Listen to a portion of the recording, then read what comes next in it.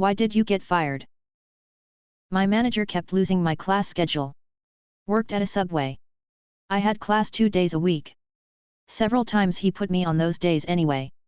I gave him multiple copies every time. Owner took me off the schedule for calling out too much. When I showed the owner proof, he said it was too late and they already hired someone else. This was 12 years ago. I'm still mad. A business I went to long ago was hiring and I got the job. Right after I signed all the paperwork, the department manager comes in and asks who I am. I tell him I was just hired as a temp. Manager says he never authorized any hiring and fired both me and my boss on the spot. I did not work for this company at all and they fired me. Sad face. I was denied a raise by HR after consistently working 60 to 70 hours weeks, and my VP, who had supported and requested the raise for me, told me to stop putting in the extra time, work my 40, and spend that extra time applying to new jobs. Within a month, a meeting was called to mutually part ways because my work wasn't getting done. I was gratified to learn that they had to hire 2 people to do my job after I left. Edit. Sucks to see how much this resonates with people who have been in a similar situation. I left this job back in 2015, thankfully. The VP is no longer there either, and good for him. I got fired once for putting in my 2-week notice.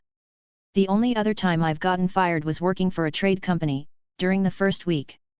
I was a supervisor, and there was a second supervisor on site.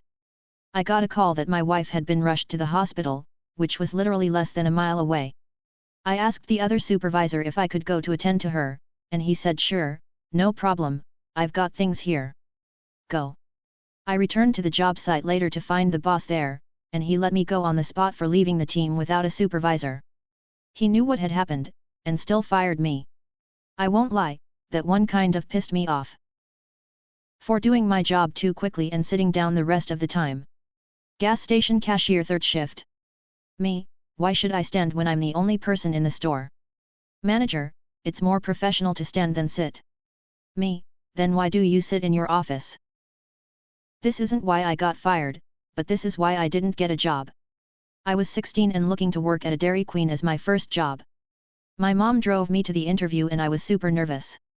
She looked me in the eye and said, just be honest, and be yourself, and you'll do fine. I walked into that interview and when he asked me how long do you think you'll work here? I responded until something better comes along. I talked my way into a job at a software company when they put a hiring notice in a local paper. I had no idea what the software did. I still don't. They hired me as a trainer and no one ever explained what the product was. I did a few weeks where I was trained on the software but literally none of it ever made sense to me. It was like they were speaking gibberish. One day I showed up, a lady I had never seen before gave me a check, and walked me out to the parking lot. No one even ever said you're fired or anything. It's one of the strangest things that ever happened to me. I went to the emergency room instead of work. Came back with an ER note and they said we won't be needing that. Can you come with us? I was 18 and it was my first full-time job. My parole officer wanted to make sure I actually had a job, so he went to my employer listed on my file to surprise visit me on the job. I did home wiring so I worked at different job sites and rarely in the office. He called me to say he was going to charge me with a violation for lying to him about my whereabouts. This could have landed me back in prison for my remaining 10.5 years sentence. The owner of the company had to speak with him and vouch for me. My parole office didn't charge me, but the owner sure did fire me that day. Finding a job with a felony isn't an easy thing, and it wasn't long before my PO threatened to charge me with a violation if I didn't find a job soon. For reporting elder abuse.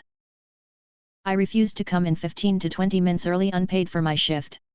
I was always 5 to 10 minutes early but they decided they wanted me there earlier. I carried on as normal as I'm not coming in if I'm not being paid. Turned up for a 12 p.m. shift at 11:49, no one would look at me when I arrived then was thrown in a meeting and fired for being late. Was out the door before it even hit 12. It was the only time I've ever been fired. I built a snow scorpion sculpture, I used ketchup for the red glowing eyes and everything, on a particularly miserable day at a ski resort. The guests enjoyed my sculpture very much, management weren't so happy. His wife thought he was having an affair with the office manager. He asked me if I thought it was possible that he was having an affair with the office manager. I said, it's possible, but I don't think you are. I could see why your wife might think so too. I was 21 and naive as hell. Never should have said anything. Deleted. They sent me home because I sneezed and I was forced to get tested for COVID. Then when I tested negative, I was terminated for abusing pandemic policies to stay home. People who are still against sex before marriage, why? I'm religious, but I try not to be an asshole about it. No sex for me doesn't mean no sex for thee. I'm not so much wait until marriage, but completely in the wait until serious committed relationship camp. Sex is very intimate to me, and I'd like my partner to share that value. No shame to those that are into more casual relationships, it's just not my thing. My cousin is very religious. He met a girl in January, proposed in February and married in June. No one in my family will admit it, but I'm pretty sure they moved so fast because they're horny, lol. Because you'll hold up the ceremony. All the guests are waiting patiently. Personally, I'm not against it. But I know someone that is. And she said she personally wants to share that experience only with one person in her life and wants to be sure that they'll be together forever, so she wants to be married before. What was interesting to me was that she said she wouldn't mind if her then husband would have not waited. It's just her preference. I don't share that opinion, but I understand her point of view. I was against sex before marriage, but no longer am. My husband and I were pretty religious while dating, so we waited until marriage. I'm sad about the missed opportunities we had, lol. It was extremely hard waiting the 5 years we dated and then having to turn off that part of your brain once you are married is weird. We've been married 7 years now and I still feel a sense of anxiety like I'm sinning when we're intimate. It definitely messed my subconscious up. My reasons were religious mainly. On top of it, I find sex to be very exposing and something to do when I feel safe and close. I never wanted a relationship built on sex or physical and that only. I wanted to build a relationship on trust and communication first and physical second, and that boundary helped me do that. I was against sex before marriage when I was younger because why would you want to have sex before you have to? Turns out I'm asexual and just didn't know that other people do have a sex drive and actually want to have sex. I always legitimately thought this was made up. Deleted. Redditors try to respect other viewpoints about relationships. Challenge, impossible. As a woman, setting boundaries helped me find quality men who were interested in me as a partner instead of just sex. Plus, to me, the key to a successful marriage has more to do with communication and the ability to resolve conflict rather than sex. It's worth it to focus on building up those skills instead of a sexual relationship which is often built on infatuation. It trains you for the realities of marriage and prepares you for many more years of not having sex. What would you do if you saw someone you knew starring in porn? Learn to stop rifling through the shoeboxes in my parents' closet. Watch it, regret it, pretend I didn't, and finally act weird every time I see them. I saw my ex in one and it was weird AF. Mostly was a mixture of arousal and jealousy, lol. Sips coffee. So, how's the work? Family member, keep secret and never think about it again.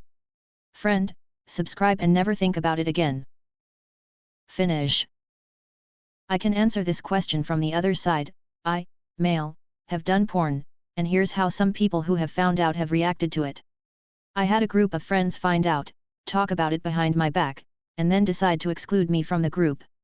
This didn't sit right with one guy, who let me know what was going on. At my former job, one coworker found out and quietly let me know. He said he was cool with it.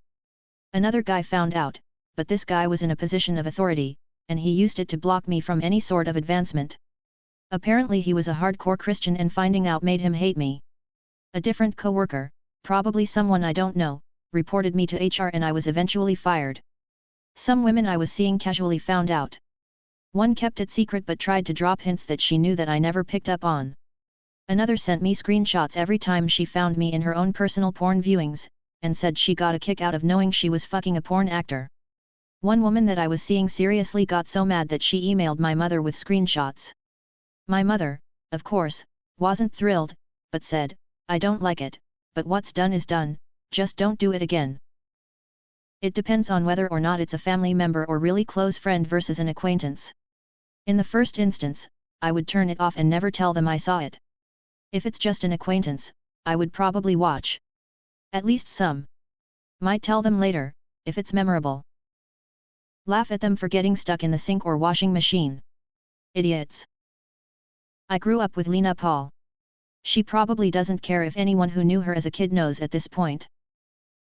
The pandemic led to a uprising amount of people I know creating an OnlyFans page. Let's be honest.